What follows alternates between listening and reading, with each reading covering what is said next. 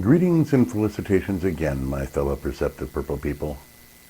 There's been the usual yearly slew of decisions from the Supreme Court and the usual spinning of those decisions by the media on both sides.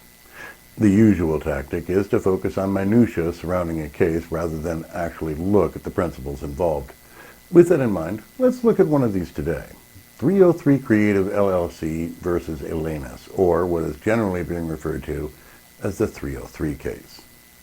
For those who are not aware, in what is generally referred to as the 303 case, the Supreme Court decided that a small individually run small web design business owner wanting to supply artistically designed websites for wedding couples was able to refuse to perform said service for gay engagees due to her truly held religious convictions against gay marriage. Since the media is having a field day tearing apart the tiny details of the case itself, let's take a look at the bigger question. How much of a balance should be struck between these two apparently opposing sets of rights? To be very clear about the obvious, of course we don't want minorities in our country, of whatever type, to be generally denied publicly available services based upon their minority status. And yes, there is a reasonable concern for a slippery slope argument on this issue, but we must also consider the opposing position.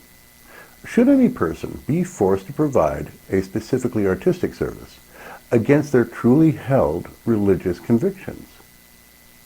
As this is a discussion of the merits of the core issue, we will presume the party involved really does hold such a core conviction. So, with that in mind, where do you believe the line should fall on this?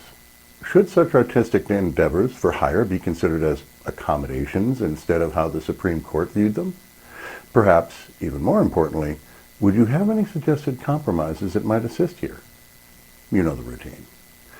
Till later, stay purple, people. We'll see you again soon.